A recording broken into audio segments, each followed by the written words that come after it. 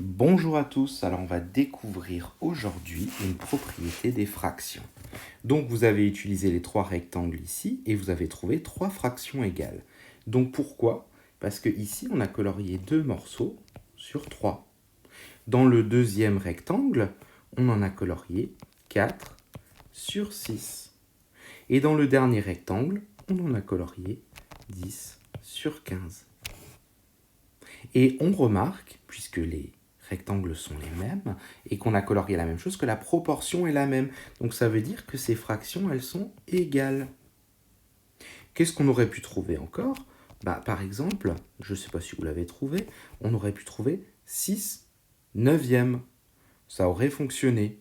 Ou bien 8 douzièmes. Ce serait la même fraction. Donc je vous laisse dessiner. Alors la question, c'est comment on fait pour trouver des fractions égales? Alors on peut se poser la question, pour passer de 2 à 4, qu'est-ce qu'on a fait? On a multiplié par 2. Et si on regarde en bas, pour passer de 3 à 6, on a multiplié par 2. Donc on a multiplié par le même nombre. Imaginons maintenant qu'on veuille passer de 2 à 10. On multiplie par 5. Et pour passer de 3 à 15, là aussi par 5. Et là, tout doucement, vous êtes en train de découvrir une propriété, c'est-à-dire que si on multiplie le numérateur et le dénominateur par un même nombre, les fractions sont égales. On trouve la même fraction, c'est le même nombre.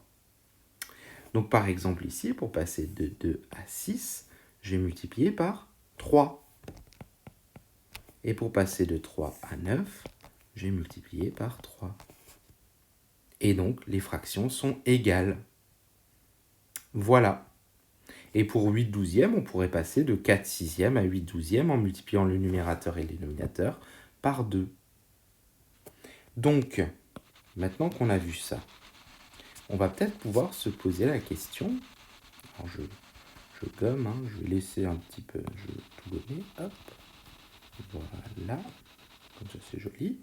Par exemple, si je prends une fraction, je vais prendre la fraction 1 demi. Et j'aimerais qu'elle soit sur 14. Et que la fraction soit égale.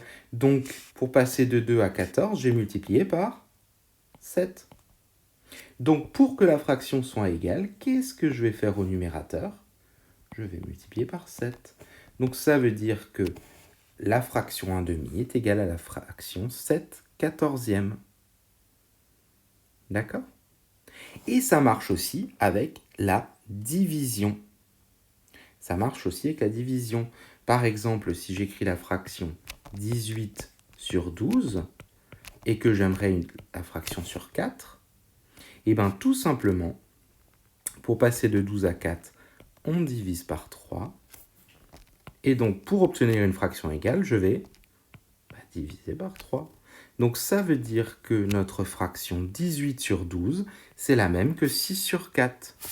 Et si je divise encore par 2, alors là, j'ai un petit peu grossi le trait. Il va falloir que je diminue. Si je divise par 2, j'obtiens 3 sur 2.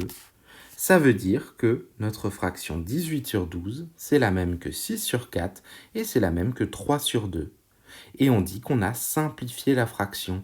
On l'a transformée d'une fraction avec un grand numérateur et un grand dénominateur en une fraction avec un petit numérateur et un petit dénominateur. Voilà, on va noter ça dans le cours et ensuite on fera des exercices.